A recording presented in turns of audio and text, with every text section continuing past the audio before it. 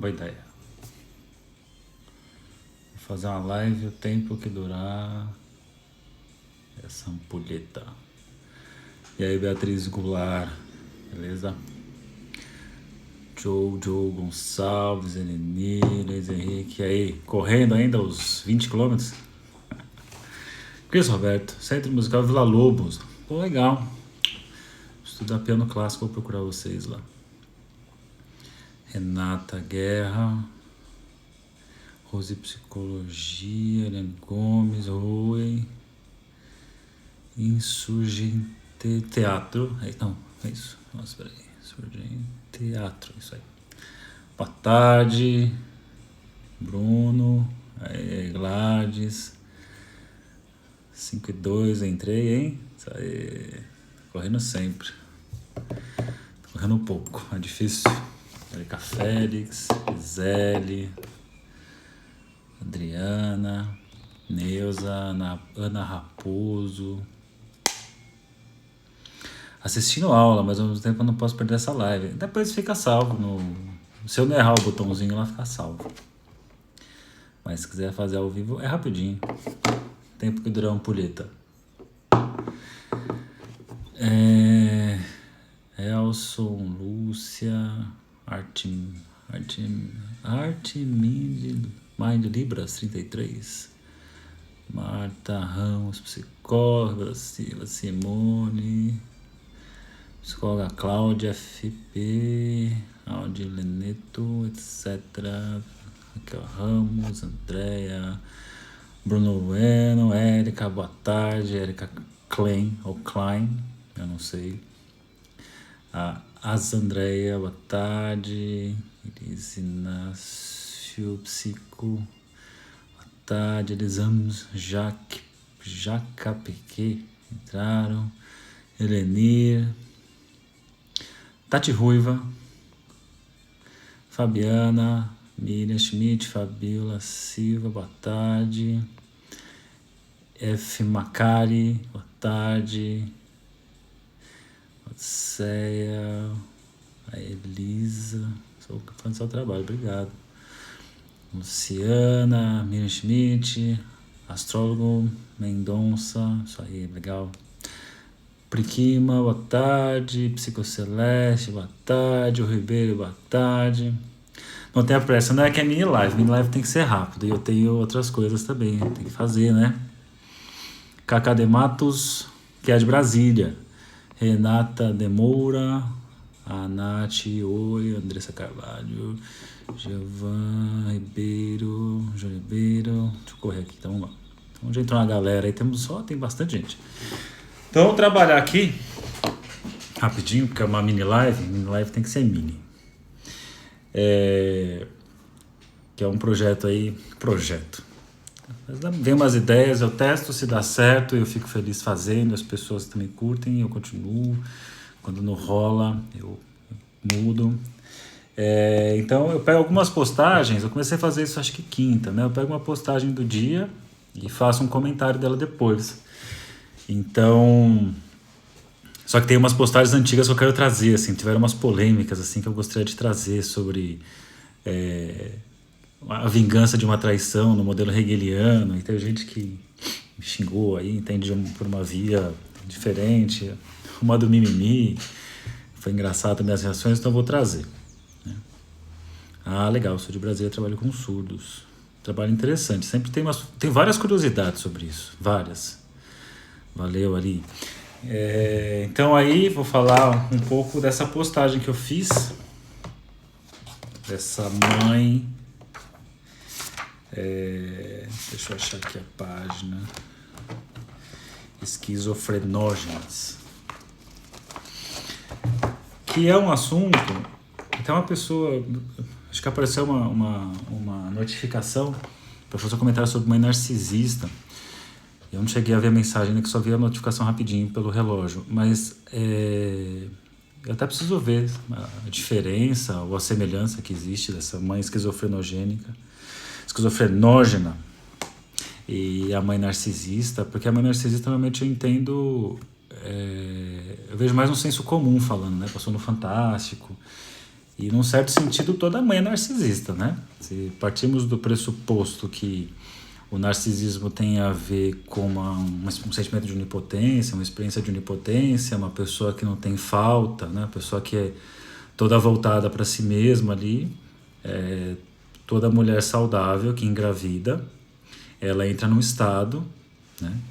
E um estado que o Winnicott vai dizer num texto chamado A Preocupação Materna Primária, que está no da Pediatria Psicanálise, na página 401, eu acho, alguma coisa assim. E aí, Yumi? Ele vai dizer assim, que só não é uma psicose porque tem um bebê ali, né? Então, de fato, uma mãe que adoece, entre aspas, entra na preocupação materna primária, ela vai ter característica narcísica. Mas então, eu não sei exatamente que mãe é essa narcisista. Vou tentar me inteirar melhor disso, o que a psicanálise fala. Porque a mãe que eu vou trazer aqui tem muito a ver com essa mãe aí. Então, toda mãe saudável, toda mulher saudável, de acordo com Winnicott, ou seja, uma pessoa que pode, entre aspas, adoecer da gravidez, no sentido de se voltar para o bebê, né, no sentido de se preencher com esse bebê. E aí a mulher fica voltada, né? Tudo é bebê, onde olha vê criança, é bebê pra cá, bebê pra lá, e minha barriga, e meu corpo, eu e ele somos uma coisa só. Então tem algo de uma experiência, né, dessa ordem. Por isso que o Winnicott fala que seria uma psicose se não tivesse um bebê ali. Porém, a citação que eu fiz, eu peguei de um livro que é de um tema lacaniano, né? Eu vou fazer alguns posts aí, como uma mãe obsessiva duvidar sobre querer maternar um filho ou não.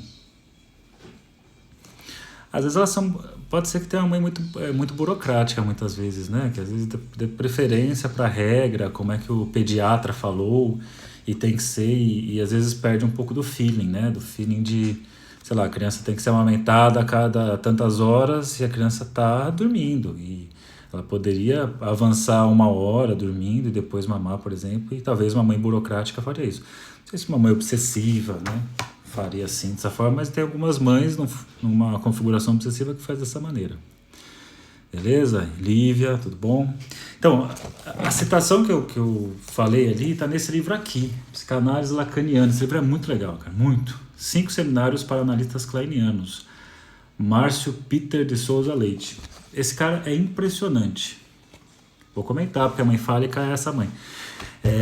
Esse livro é impressionante, esse autor é impressionante, como ele consegue ser tão inteligente, complexo, profundo e simples. O cara conseguiu fazer uma coisa que um dia eu quero chegar lá, chegar no nível aqui que ele escreve. Tá? Eu fiz lá na chamada do post, claro, coloquei a Norma Bates. Não é exatamente coloquei ela ali, claro, um extremo, né? E trata-se de uma personagem de ficção do Bates Motel, que tem a ver com o filme Psicose, mas é interessante, assim, porque apesar de ser uma ficção, o seriado ele é muito bem feito, assim, em termos das sutilezas, né? Há uma mãe que não deixa nenhum terceiro entrar na relação. Ela exclui todo mundo, fica só ela e o Norman, né? E mesmo quando chega lá o Dylan, como o irmão, que seria um terceiro da história, ela não deixa ele entrar, né? Ela exclui, depois consegue, claro. E sempre a relação é de 2, né? Tanto que quando ela fica com o Romero depois, ela exclui o Norman. Então, é interessante isso, mas eu não vou entrar nesse assunto porque eu tenho uma série lá no YouTube que é Bates Motel sobre a ótica da clínica lacaniana, que eu fiz acho que ano passado, ou retrasado, não lembro. Então já tem umas leituras lá. Tem coisas que ficaram de fora, né? Faria outras coisas no lugar ali, mas por enquanto ficou aquele vídeo ali, tá? Se ela é uma mãe castradora, vamos falar disso, acho que vai passar por aí, né? Uma mãe, é interessante o que ela faz com essa questão da castração. Eu vou pegar aqui os trechinhos para fazer o comentário, porque estou falando aqui e metade da ampulheta já foi. Não sei se vai dar tempo de dizer na ampulheta ou não. Mas diz aqui, ó, vejam só... Ele vem trazendo a história, está explicando aqui sobre o Édipo, né, função paterna, nome do pai, metáfora paterna. Se alguém tiver esse livro, isso é na página 81, 82. Se você não tiver e você cruzar com ele, compre. Se você gosta de Lacan, compre. Você vai ficar assim, muito bem escrito. Tanto para pessoas que têm um conhecimento profundo e pessoas de conhecimento mais raso também são ótimos. Ele é muito bom. E eu gosto muito porque ele é o cara que ele fala e ele, é claro, dizendo, né? Não é aquela coisa que ele fica num mistério que ninguém entende nada. Enfim. Então eu tô dizendo assim, ó. Tá falando a questão do lugar do pai, tá falando a questão simbólica, a importância do simbólico. Então, em linhas gerais, só para entender, né? A primeira experiência que existe, isso aqui, ó. Depois eu coloco lá na descrição do vídeo, Psicanálise Lacaniana, 5 seminários para analistas kleinianos. A ideia bem geral, assim, resumindo a coisa, é que como todo ser, né, como toda pessoa, a mulher também é um ser faltante, e nós estamos aí em busca de alguma coisa que preencha a nossa falta, né, que repare essa falta, que nos restitua. E quando isso acontece, entramos num funcionamento narcísico, né? E a mulher, quando engravida, o bebê então faz essa função. Ele faz essa função de preenchimento dessa falta. E a gente diz aí que nessa hora que o bebê é o falo da mãe, né, o falo materno, que estava fazendo esse preenchimento. A criança, então, no mundo, ela tem uma experiência inicial de totalidade, né? Uma experiência oceânica, porque essa mãe, por colocar a criança como um lugar fálico, né, de falo dela, vive ali uma experiência de onipotência. E isso você vai encontrar em vários autores, não é só o Lacan não está dizendo. Essa experiência de onipotência inicial é propiciado graças ao cuidado materno. Por isso que o Lacan fala, inclusive, no seminário 10, né, que o amor materno é capital. Se não for o amor materno, esse investimento libidinal materno, a criança não forma seu narcisismo. Beleza. Só que uma vez que foi formado esse narcisismo, a criança ele vive uma experiência então de completude, é necessária a experiência de castração. Essa experiência de castração é muito importante porque é através da castração que algo vai nos faltar. Por que isso é importante? Porque se nada nos falta, nós vamos buscar nada. Ué. Aí você pensa lá no Norman, ele não buscava nada, a vida dele era ficar ali, naquela coisinha, vivendo com a mãe, pra lá e pra cá. Tanto é quando ele começa a se interessar por alguém, ele começa a ter alguns fenômenos alucinatórios ali, né? Porque é impossível desejar alguma coisa. Então, imagina assim, que nada falta e aparece mais uma pessoa e ele se interessa, como se fosse um over, assim, transbordou do copo. A gente pode pensar na castração, imagina um copo cheio, e aí a gente pode pensar que a castração esvazia uma parte desse copo e tem espaço para incluir coisas novas. Se não tem a castração, o copo está sempre cheio. Se tiver mais alguma coisa, isso que chega transborda e aparecem os fenômenos alucinatórios, delirantes, por exemplo, tá? Então tá dizendo isso. E quando a gente fala de castração, então tem a ver com isso. Muito, muito mais isso do que ficar pensando, a questão do pênis, não sei o quê. O pênis é uma questão simbólica na psicanálise, né? A relação do pênis com o falo, enfim. Vai por essa via. E a ideia toda é que chega um momento em que essa criança vai perder esse lugar de falo. Por quê? Se tudo deu certo, ela vai se mostrar insuficiente para preencher a falta materna, né? Existe uma falta a ser que é muito maior do que alguma coisa pode preencher. Então a criança, o bebê funciona durante um tempo como isso que preenche, mas depois de um certo tempo não funciona mais. Então a mãe retomando seus interesses, então ela volta a se interessar pelo trabalho, pela vida particular dela, quer ir para academia, quer voltar, sei lá, fazer ginástica, se arrumar melhor, quer trabalhar. Tem a questão do seu amor, né? Tem os outros filhos, sei lá eu. Então, essa operação faz com que esse copo aqui, que estava cheio desse bebê, tenha uma experiência de um pouco mais vazio. Então, tem espaço para desejar, né? Uma vez que eu tenho espaço para desejar, a questão é ver assim, tá, mas o que vai conseguir preencher esse espaço que sobrou? Qualquer coisa que coloque ali é substituível. Nada que eu coloque ali vai conseguir preencher essa falta no copo para sempre. E por ser substituível, pode ser uma coisa, pode ser outra, pode ser outra, pode ser outra, tem esse valor de simbólico. O simbólico é uma coisa que sempre pode ser substituída. Simbólico tem a ver com linguagem, tem a ver com a palavra, né? E a palavra tem sempre esse efeito assim, de ela tenta nomear algo, mas ainda assim isso é pouco. Então, sei lá, você faz terapia, você está satisfeito com as coisas que você fala sobre você mesmo, sobre a sua história, mas passa um tempo é pouco, você quer falar mais disso, você está sempre tentando falar, né? Tentando falar mais um pouco e avançar nessa questão. Então, beleza, então esse é o cenário. Depois eu vou ver aqui as perguntas que vocês estão fazendo. A ampulheta está acabando, então eu vou fazer mais uma ampulhetada, se é que existe esse termo. Então diz assim, o primeiro pai, o pai da ordem primitiva, então está localizando aí a questão do Freud, falando do totem tabu, por exemplo. será o único que pode existir sem fazer referência a nenhum outro, pois existirá por si só. Como origem da lei, então qual que é a função do pai? A lei. E antes que você deixe like, mas o pai, que coisa mais antiquada, não sei o que, pai é uma função, não é a pessoa, né? É a função da lei, tá? Então é uma função que vai instaurar a lei. E essa lei, olha que legal, ele impede que a mãe seja tudo para a criança. Fato que acontecerá discursivamente numa referência à lei dentro do discurso materno. Então olha que bacana isso. Então a criança vive uma experiência em que a mãe é tudo. E quando o pai entra fazendo a lei, a mãe deixa de ser tudo. É a não toda mãe. Bacana, né? Porque quando ela é não toda, ela está interditada em alguns níveis, né? Então imagine que, graças a uma operação de linguagem, então aí os significantes que vão ser usados, mãe, né, por exemplo, aí você vai ter o pai, aí você vai ter lá irmãos, você vai ter lá os amigos, uma série de coisas. Por isso que temos que levar muito a sério as palavras. Dizer assim, sou o melhor amigo, melhor amiga do meu filho, é uma coisa, mas isso traz consequências, porque relação de amizade tem certas liberdades, como a relação de mãe e de pai não autoriza. E aí você tem lá as pessoas que têm pai que é brother, mãe que é brother, e é aquela coisa meio vergonhosa, né? O pai e a mãe vão cair na balada, legal uma vez, né? Mas fica aquela coisa meio, nossa, seu pai ou seu irmão? Então, geralmente o pessoal não curte muito isso, não. Os pais acham que tá abafando, os amigos acham legal, mas quem passa por isso geralmente não curte. Então, essa operação de não ser tudo é sensacional, né? Não ser tudo te livra, né? Consegue restringir uma série de coisas. Então, se a gente fosse pensar na castração do gozo, na castração da relação de castração, com a proibição do incesto, seria assim, bom, essa mãe, que antes eu podia tudo, né? Ela pode, agora última ampulhetada, aí acabou. Essa mãe que era quem cuida, que beijava, que cheirava, que mordia o pé, mordia a barriga, e que fazia carinho, e dava bronca, e fazia tudo. Era fonte de amor, de ódio, de prazer, de tesão, de todos os tipos de experiência. A castração é uma operação que restringe ela a ser só alguma coisa ali. Ela não pode ser tudo.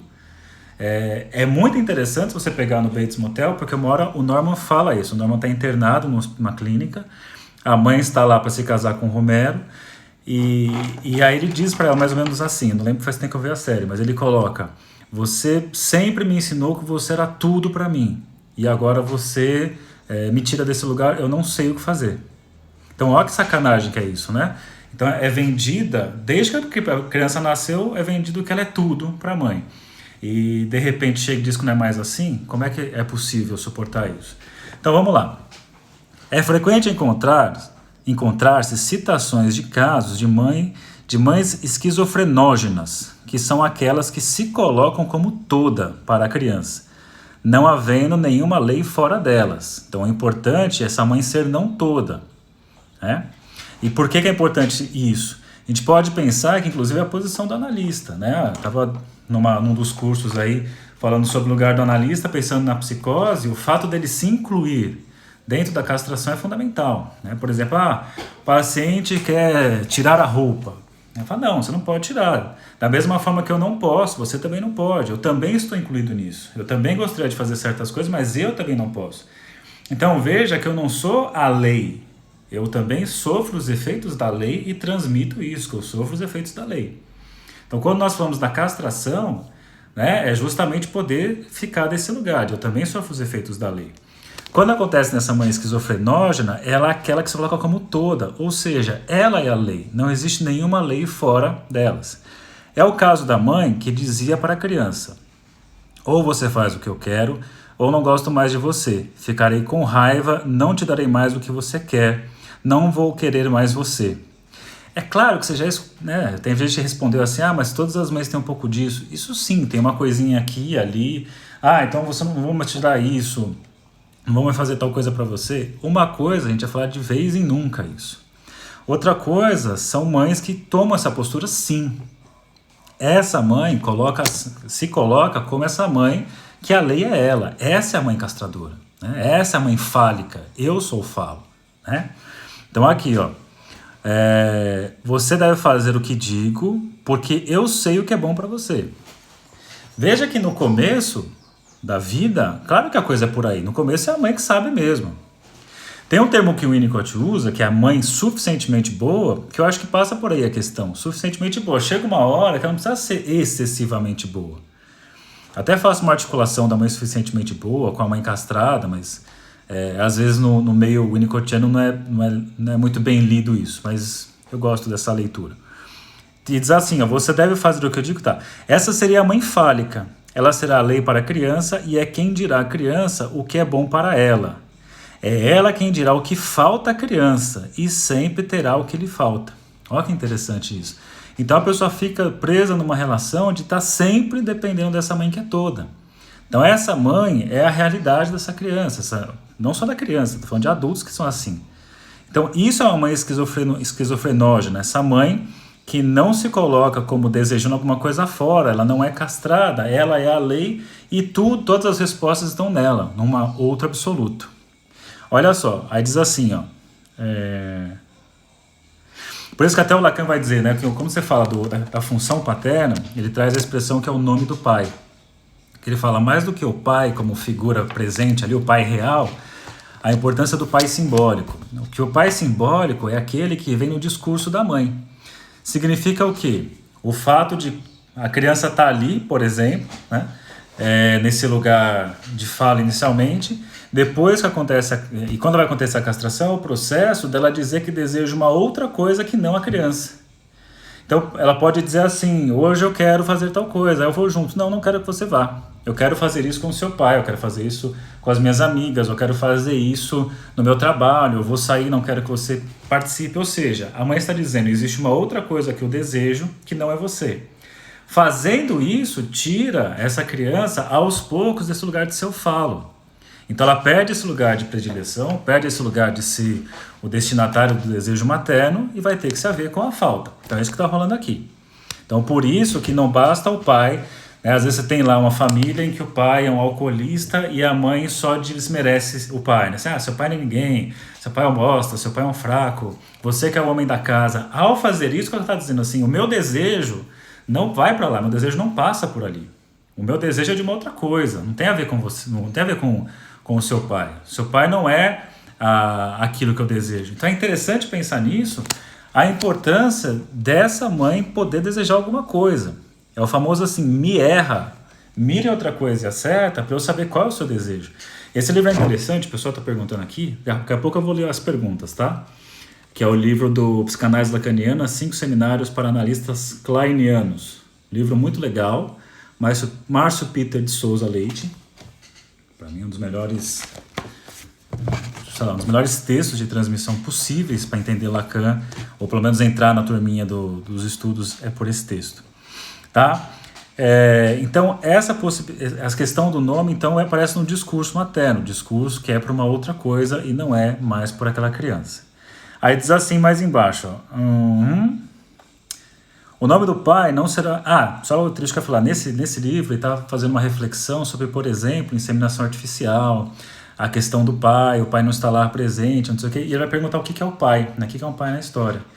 E ele fala assim que tem uma pesquisa que foi feita que muitos que nasceram desse tipo dessa forma, né, de in vitro, eles querem saber quem são seus pais.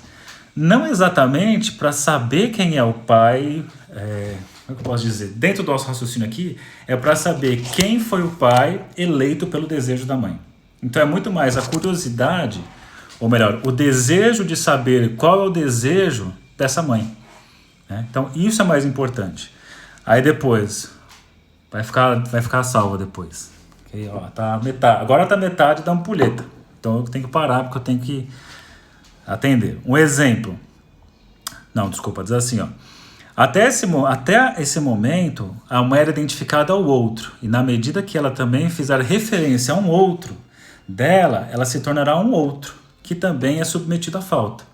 Então, ao desejar uma outra coisa, a mãe se coloca como um ser faltante. Então ela transmite que ela é castrada, que ela está nesse lugar de falta.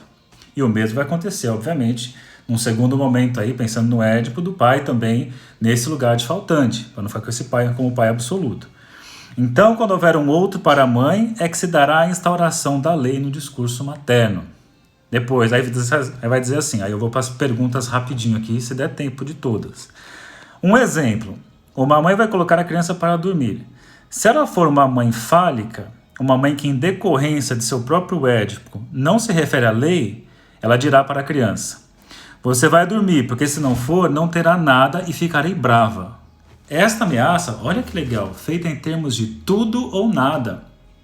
Esse tudo ou nada, quem estuda psicanálise aí sabe que é o regime do imaginário, estádio do espelho, Hegel, né? Ou amor ou ódio, ou exatamente igual ou completamente diferente, ou é tudo ou é nada.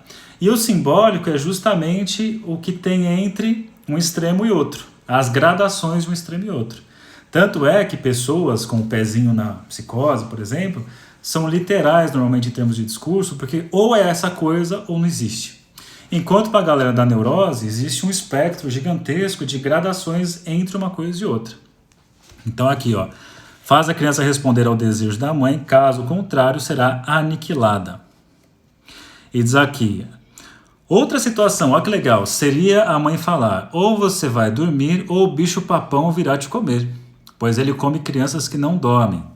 Essa mãe faz referência a algo externo a ela. Olha que interessante.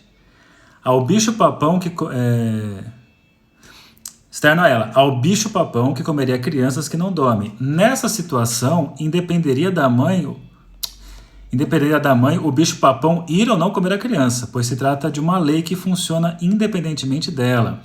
Aí diz mais embaixo, ó, o bicho papão, por exemplo, é um dos nomes do pai. A nossa cultura está cheia de referências a ele. O lobo, do conto da Chapeuzinho Vermelho, o saci, a cuca, há várias figuras folclóricas que representam e cada país ou região possui a sua. Para finalizar aqui a leitura, o que é o nome do pai para Lacan? É o representante da lei que atua na subjetividade da criança, escrevendo-o como significante. Ele é assim o significante do outro. Portanto, o lugar da lei não é o pai real, é um significante. Na teoria, o nome do pai é o que articula a função fálica com o complexo de castração. A mãe não é toda. Essa seria a castração na leitura lacaniana. Então, na leitura lacaniana, a mãe saudável é essa mãe que não é toda, uma mãe não toda, ou seja, algo falta nesse copo aí, diferente da mãe esquizofrenógena, que ela é toda, ela é tudo, ela é a lei, nada falta para ela. Viu como é divertido? Deixa eu dar uma olhada aqui em algumas perguntas, porque a ampulheta está acabando e 5h30 já tinha que ter parado, porque é uma mini live, então tá muito grande aqui. Tá muito grande essa mini live. Tô pegando aqui, deixa eu ver. Excelente livro. Meu Deus, nunca imaginei o filho como fala materno. Aí tem mãe que não consegue permitir essa experiência. Sim, isso aí, Lívio. Verdade. A ideia é dizendo: a onipotência se funda na experiência do espelho? Sim. Começa ali a onipotência, na ilusão de que é um corpo todo sustentado por um olhar de desejo para ele. E quando a mãe ou os pais mesmo vivem só para os filhos, mesmo eles crescidos? Eu tenho uma relação parecida com essa, né? Se vivem só para os filhos, fazem tudo para os filhos. A mãe não tem desejo, o pai não tem desejo, está mantendo nesse lugar de eternamente alienados, porque o que faz um sujeito desejar é a capacidade dos seus cuidadores, dos seus pais desejarem. Se esses pais não desejam nada, você desejar aqueles seus filhos ali, continuam nesse lugar de falta de desejo, né? Um lugar um pouco... como é que eu posso dizer isso? Sei lá o nome disso.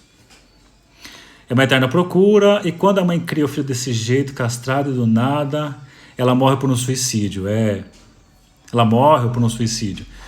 Teremos o Bates Motel, por exemplo, né? Você tem ali uma pessoa sem referência e muitas vezes pode aí sucumbir a um surto, pode procurar uma outra pessoa para fazer essa colagem, né? Pode ficar à deriva.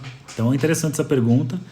Até tem um videozinho lá que às vezes circula no Instagram de uma criança e da mãe que tem um cordão umbilical, né? E aí vai contando a história dele crescendo, mas o cordão sempre preso na mãe, a mãe morre, ele fica num vazio absurdo, né? Black Mirror, antes que você dê chilique, as pessoas são chiliquentas. Esse processo é lindo. Essa função paterna pode ser operada pelo trabalho, por exemplo?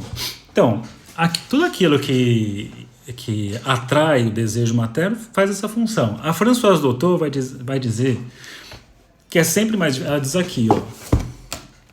Diz aqui tem uma citação no Psicanálise de Paz que vai colocar que quando essa função está encarnada em alguém, a tarefa é muito mais fácil do que, por exemplo, no trabalho, que é uma coisa muito abstrata. Mas, sim, vira mais a São Preto, não, tá acabando, sim, e ao contrário. A mãe que não quer a criança, não amamenta, não cuida, e diz para a criança que não ama. Como aplica essa totalidade à falta? A gente vai pensar aí que não tem, muitas vezes, uma experiência narcísica, né? É uma criança que muito provavelmente adoece. Eu entendo, quando tem uma mãe que é só assim, a criança não sobrevive. Alguém está fazendo essa função, né?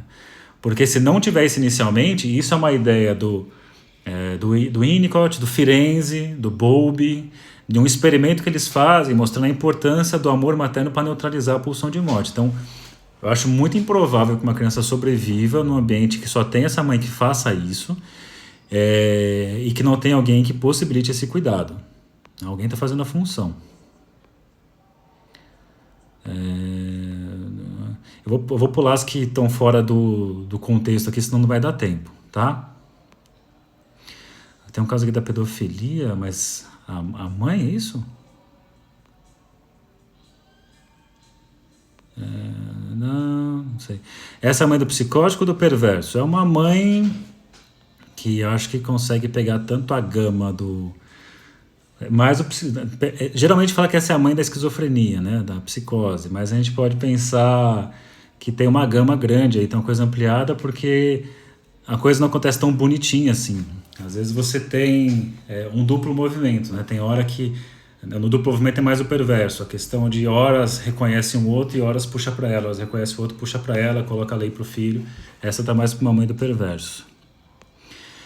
Ela viveu a falha na castração? Sim, a leitura que se faz é que é transgeracional. Aí, de novo, você pega esse livro aqui, muito legal, que traz uma passagem aqui obrigatória para vocês, onde ele faz aqui, ó, esses modelos familiares, que não é constelação familiar, ok? Isso é psicanálise. E aí vai explicar esses modelos transgeracionais a partir da ótica da castração. Essa mãe seria uma histérica? Então, eu não sei se ela é uma histérica, tem elementos da histeria, mas tem algo aí de perverso, né? Porque a histérica, ela faz furo no outro, né? Mas ela ainda, apesar de tudo, ela faz referência ao desejo em outro lugar, mas é um desejo insatisfeito e chama a criança a fazer suplência a esse objeto que a insatisfaz. E aí geralmente leva a um sujeito obsessivo, na verdade, né? Então, geralmente a mãe histérica, ela não chega a ser totalmente dessa forma. Ela até aponta que seu desejo está em algum lugar, mas que é insatisfeito, e aí o recado que a criança recebe é que ela tem que fazer a suplência. Isso é muito bem explicado num livro chamado O Inferno do Dever. Não ter mãe é algo ruim, mas ter excesso de mãe é muito pior. As pessoas publicam essa citação, eu não sei onde é que está no Winnicott, é uma ideia que faz sentido, mas eu não lembro dessa frase dele dizendo exatamente isso, né? Mas eu não acho que não ter a mãe é ruim, excesso é muito pior, não, porque não ter a mãe é muito ruim também, porque não tem um convite para o mundo, né? E na outra você tem uma intrusão e a formação de um falso self. Então, para os dois lados são ruins. Por isso que essa citação, eu já pedi para uma pessoa que uma vez postou, dizer onde ela pegou exatamente, para ver o que ele está falando antes e depois, para ver o contexto disso. O que torna uma mãe com a mãe que se torna como toda, porque ela não passa pela própria experiência de castração. Aí a Agatha é muito legal, hein? A Agatha é psicanalista com umas pesquisas interessantes. Foi a minha pergunta? Acho que não veio. Qual texto você está lendo? A lei fica disponível. E quando a mãe destitui a função paterna do pai... Não entendi essa pergunta. Toma para ela? Bom, acho que está no mesmo caso aqui, né? Ou dentro de uma perversão, né? A mãe dentro do cenário perverso. Não sei se eu não entendi sua pergunta exatamente.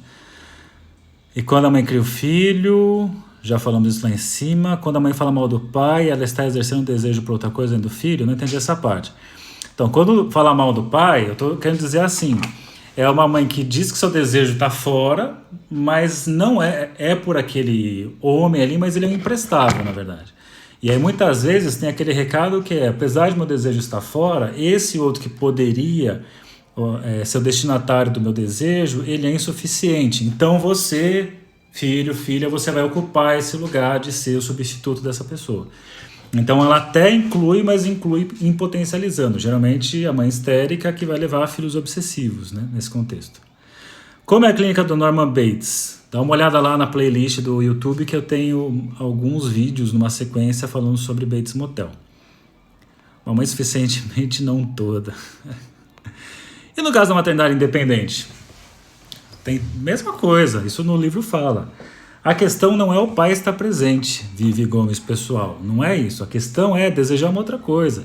Eu posso ter a mulher que tem lá uma maternidade independente e que ela cria seu filho, tá lá com o filho, mas ela deseja outras coisas além desse filho. Só o fato de desejar fora, para além do filho, já faz essa função. A mãe perversa é toda também, não é? Eu creio que sim. E uma mãe deprimida? Começaram as mães a aparecer. Uma mãe deprimida, ela pode complicar a coisa também, porque ela mostra que... Aí é complicado, depende do deprimido, né? Que ela diz que a lei não está em lugar nenhum e nem nela. Não sei, precisa pensar, Renata. Que faz a mãe ser toda, não viver essa experiência de castração.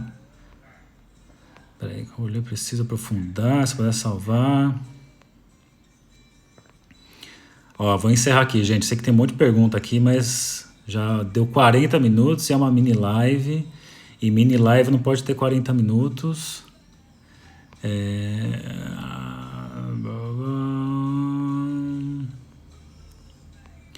Certo? E no caso do casal gay, é função, gente. Não importa se é mulher ou se é homem, é função. Função. Um que vai possibilitar o narcisismo e outro que vai interditar o narcisismo. Te encontrei no YouTube, gostei muito do senhor de explicar. Muito obrigado. 30 não, Adriano, são 40, não vem me enrolar não. Tarará. Gente, eu vou encerrar aqui, tem um monte de pergunta, não vou conseguir... O Winnicott fala da mãe deprimida no texto sobre o papel do espelho da mãe e da família no desenvolvimento do indivíduo. Certo? A regra do horário da mini live é assim, tem que ser uma mini live. E lives são chatas, então se for muito comprida, a live ficou chata já e já tá começando a ficar... Certo, gente? Então é isso, obrigado pela participação. A ampulheta já tinha acabado, então roubamos, ou seja, não obedecemos à lei externa, fiz a minha própria lei, fui esquizofrenógeno aqui, mas ao mesmo tempo me coloquei como faltante, então saí do esquizofrenógeno. Beijo em todos aí, bom final de semana, bom sábado. Tô bolando aqui uma live que vai rolar para falar do objeto A e objeto transicional. Não se esqueçam que tem lá o curso que vai começar dia 5 de outubro. Um é de Winnicott, aulas gravadas, mas acompanhamento comigo por 3 meses, que é o Winnicott, né, o desenvolvimento emocional primitivo, teoria e clínica de Winnicott. E também começa o curso de Lacan, estruturas e clínica psicanalítica. Então vai estudar, o curso é barato, então só não estuda quem não quer. Ou se quiser os gratuitos é só seguir lá no YouTube. Então é isso aí, tchau pra vocês e até a próxima. Não acho bom fazer ao mesmo tempo não, acho negócio fazer um depois do outro. A Beatriz Goulart. Tchau, gente, bom final de semana.